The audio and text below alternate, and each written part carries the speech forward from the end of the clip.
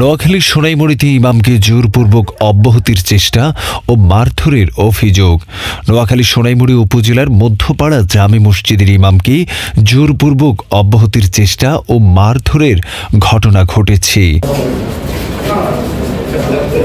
এই ঘটনায় স্থানীয় এলাকাবাসীর মাঝে তীব্র উত্তেজনা বিরাজ করছে। আমাকে কেন এরকম ভাবে আঘাত করা হইল? আমি ইমাম বলে কি এরকম ভাবে মার খাবো?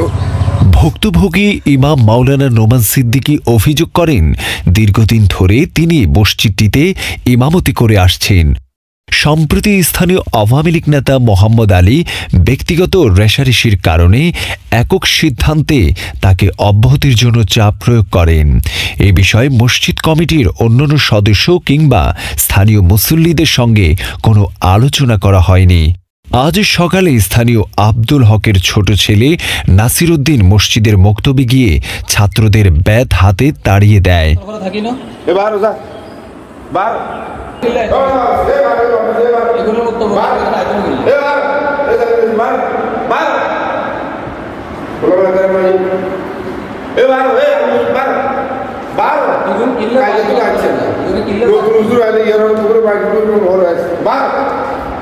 আমরা আজকে তো জরুরি নামাজ পড়াই আপনাদের তো আমরা এক মাস টাইম দিচ্ছি, আজকে তো একদিনও দিতেন থাক কোনার বললাম আমরা চাই বলতুন একটু নাই এ ভালো স্যার ভালো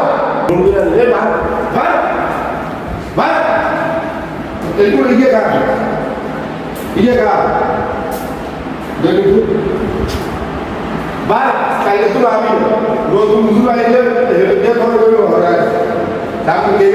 পরে ইমাম নোমান সিদ্দিকী এগিয়ে এলে তাকেও মারধর করা হয় বলে অভিযোগ করেছেন তিনি। আমাকে একজনে বলল, আপনি 15 তারিখে অব্যাহতি নেন। আমি ওনাকে বললাম আমার অপরাধটা কি? উনি আমার কোনো অপরাধ দেয় না, বলে যে আপনি মোবাইলে কথা বলেন, এই সেই বিভিন্ন উল্টাপাল্টা কথা বলেন। আমি বললাম যে আমার যদি অপরাধ হয়ে থাকে আমাকে আমার অপরাধগুলো দেখিয়ে দিতে হবে, যাতে আমি অন্য জায়গায় অপরাধগুলো না করি। আর দ্বিতীয়ত, মানুষ বলতে ভুল আছে, হয়তো আমার ভুলগুলো আমি দেখি না, আমার ভুলগুলো আমাকে দেখাইয়া আমাকে সংশোধনের সুযোগ দিতে হবে। কিন্তু না, এই সমস্ত কোনো কথাই আমার শুনতে রাজি না। তো এই সমস্ত জিনিসগুলোর গোড়ায় একজন, উনি হলেন মোহাম্মদ আলী ওরফে তরকারি ব্যাপারী। এই ঘটনায় এলাকায় উত্তেজনা ছড়িয়ে পড়ে এবং সাধারণ মুসল্লিরা বিষয়টি সুষ্ঠু বিচার দাবি করেছেন। এই ঘটনায় ইমামকে আইনি সহায়তা দিতে ছুটে যান ইমাম খতিবদের জাতীয় সংগঠন শানে সাহাবা জাতীয় খতিব ফাউন্ডেশন।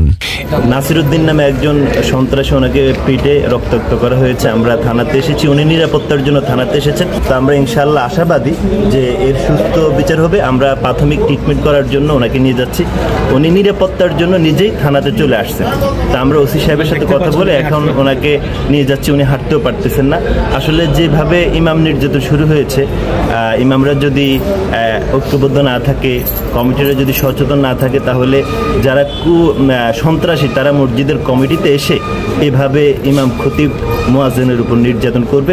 আর আমরা শানে সাহাবা জাতীয় খতিব ফাউন্ডেশন তার সাথে আছি। সর্বোচ্চ শাস্তির ইনশাআল্লাহ আমরা ব্যবস্থা করব। এই বিষয়ে সোনাইমুড়ি থানার অফিসার ইনচার্জ জানান, লিখিত অভিযোগ পেলে প্রয়োজনীয় ব্যবস্থা নেওয়া হবে।